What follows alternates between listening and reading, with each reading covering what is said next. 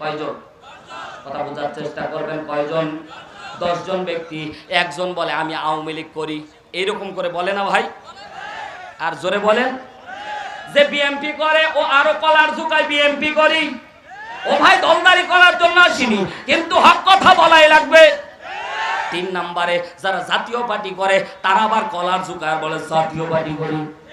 আর ওই মজলিসের ভিতরে একজন দিন ইসলামী আন্দোলনের কর্মী ছিল, ও আবার চুপ করে মনে মনে চিন্তা করে হেকমত অবলম্বন। কথা বলেন না কেন ভাই? কথা বাস্তব না অবাস্তব?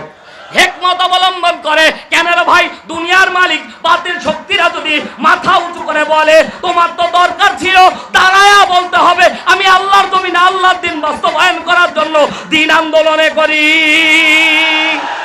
কিন্তু সেই জায়গায় আমরা হিকমত অবলম্বন করতেছি।